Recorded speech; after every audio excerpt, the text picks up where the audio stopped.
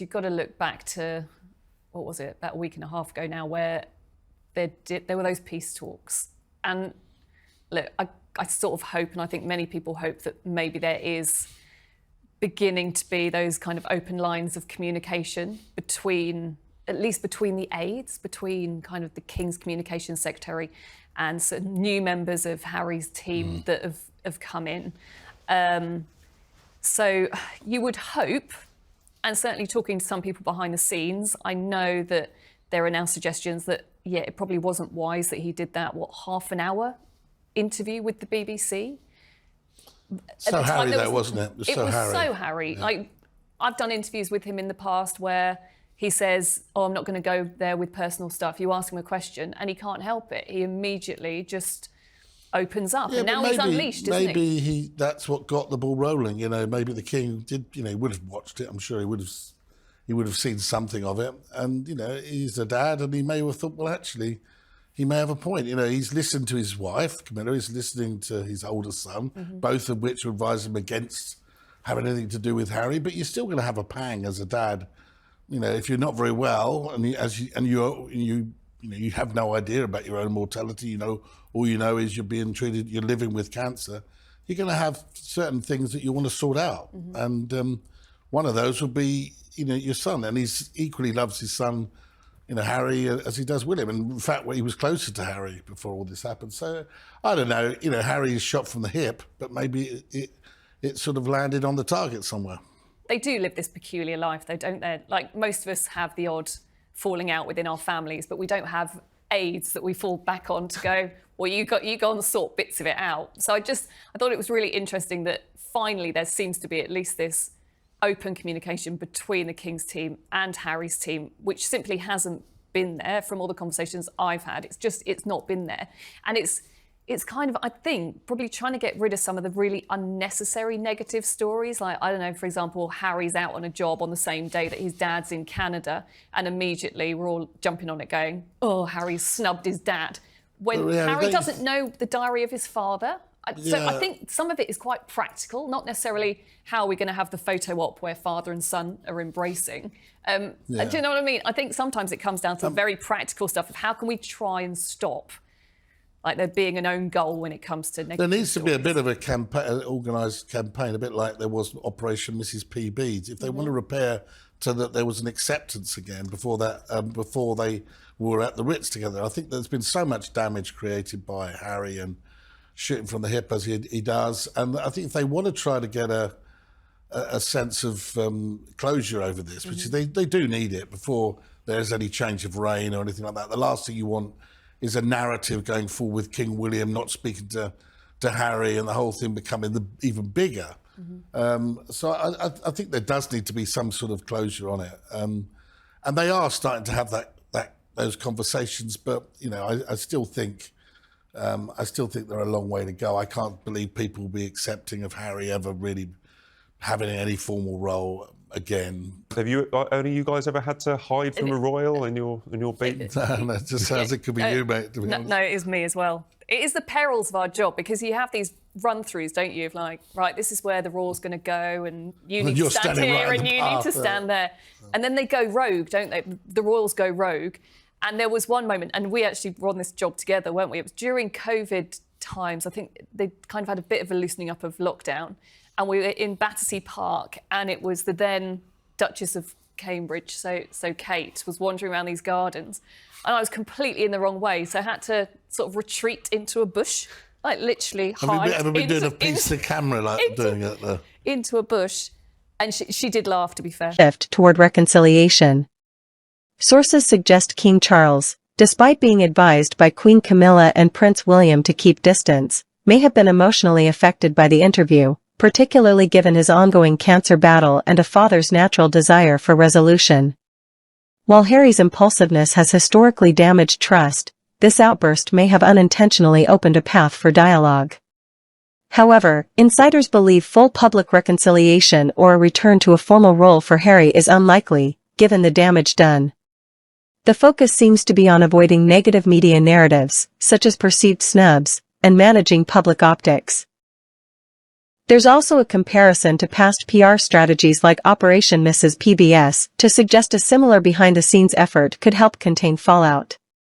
The conversation ends with a lighter anecdote from royal reporting days, involving a humorous moment where a reporter had to hide in a bush to avoid crossing paths with the Duchess of Cambridge during a COVID-era engagement. She did.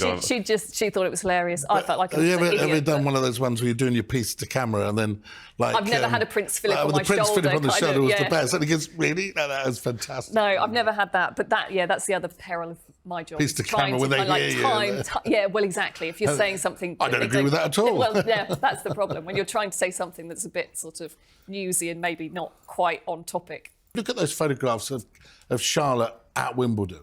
And there was a lot of focus on it, a little bit too much considering her age. But when she's like 16, 17, she's going to be on the cover of every magazine. And we won't be thinking about Harry or Meghan. We won't at all. And I remember, it shows how old I am. When William was 15 in Vancouver, I was there when he arrived with his brother who was 12. And they were on holiday and they were mobbed. It was scenes like you've never... it was like Beatlemania. Watched the archive. And I was amazing, there. It was yeah. unbelievable. And he freaked out completely, William, and had to go into this sort of area where Mark Bolan, the PR man, and his father had to talk him down, and then he eventually came good. But he was only 3 years older than George is now. Yeah. So are we far away from seeing, George and Charlotte maybe going abroad with William and Catherine? Is that asking too much? It'd be quite nice to see William and Catherine going abroad, to be honest. But I think it would be a good thing. I think an Australia visit with them, a New Zealand visit with them, I would have thought would be very much on the cards, because that sort of thing happened a lot. When the Queen and Philip were younger, they went on tours. Anne and Charles in their teens went with them. So I do think that will start to happen, yes. But I think they have this real line, don't they, in terms of education comes first, family life comes first. That's why we see William and Kate putting ahead of anything, kind of spending time with the kids during... But I think if William was holidays. king and Catherine was queen, in a few years' time, maybe, They will kids to definitely travel take with the them. children with them, as the Queen did and Prince Philip did. But also, you're looking at shorter tours now. I don't think there's appetite from any of them to do these kind of... Well, there's no royal yacht. kind of mega, kind of 3-week extravaganzas. So Prince George is the future, but not quite yet. But I think we're going to see a bit more of him. Yeah. Yeah, I think there's been, like I said, this softly approach. And also, they realise there are certain key moments where it's only right that the children should be there. I was quite surprised that they had Louis as well out for the VE Day commemoration, sitting, watching that parade. It was quite a long time for him to be there and sort of be exposed in front of the cameras. And they know that we're videoing it and watching it. Yeah, What is good there's also like for a locked-off George, camera that this on them. time they had the video they released as well. And so they were very aware of the for his footage birthday, as well, which is something that is definitely a progression, I think. Yeah, but again, it's keeping control of how we see the children. And I get that. Look, as parents, people have their Instagram accounts, their Facebook accounts, their TikToks, whatever, and they decide what they want to share of the children. But they obviously realise there is this But they've done it pretty appetite. well, I think, so far. I think they're keeping us happy, aren't they? With kind of the odd little kind of public appearance and the But as soon as Harry decides he wants to come back, you'll be there rolling out the red carpet and say, Harry, do you remember me? I would we're just friends. be interested to see what the future there looks like. Right, just quickly, before we wrap up the show. Yeah. Now, I don't know if you're like me, but I'm already thinking about my summer holiday. Oh, clocked out, yeah. All right, so the King and Queen have been at Sandringham this week. Maybe their final official engagement at Sandringham Flower Show this week before they go for a very long break up to Birkhall, then Balmoral, William and Catherine. We might not see them for a while. What are we expecting from the royals this summer? What are we expecting for the King and Catherine and William to do? Do we just want them to chill out and wait for a big September? What's your thoughts? King will be working every day. Always does. He'll be working with his red boxes every day. So it doesn't matter if he's in Sandringham or Balmoral, he'll be working probably to 11 o'clock at night, knowing him. But yeah, I think that the Waleses will probably go up to Balmoral for a while. I anticipate they'll probably go away. I mean, they do like a family holiday, maybe. We just don't get involved in that anymore. But I'm sure that the King will enjoy a long and restful time in Balmoral, but he'll be working. So, things have definitely been a mix of royal tradition and modern parenting lately. Reporters shared some fun behind-the-scenes moments, like hiding in bushes during royal events and even getting called out mid-sentence by Prince Philip. It's a reminder that covering the royals isn't always as polished as it looks. Then there's the growing spotlight on Princess Charlotte and Prince George. People are starting to notice Charlotte more in the media, some even say she might be the royal to watch in a few years.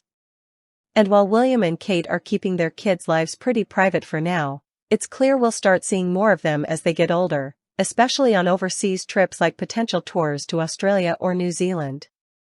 They're taking a page from history too. Remember, Charles and used to join the Queen and Prince Philip on tours when they were teens. It looks like William and Kate may do the same with their children soon, though with a more modern twist. Shorter trips and no royal yachts this time. What's really impressive is how William and Kate are balancing royal duties with parenting. They're doing a great job sharing just enough, little appearances here and there, carefully edited family videos. It keeps the public happy without sacrificing the kids' privacy. Smart move. As for this summer, the royals are winding down a bit. King Charles and Queen Camilla are off to Sandringham, possibly wrapping up their last official engagement before taking a break. But even on vacation, the king is expected to keep working late into the night. Those red boxes don't stop coming. William and Kate will likely spend some family time away too, keeping things low-key. And who knows, maybe one day, Harry will make a return and there'll be a red carpet waiting. But for now, all eyes are on the next generation of royals. If you enjoyed this video, don't forget to like, subscribe, and tap the notification bell so you never miss an update from inside the palace gates. What do you think? Should George and Charlotte go on tour soon? Drop your thoughts in the comments below. Until next time, stay curious, stay royal.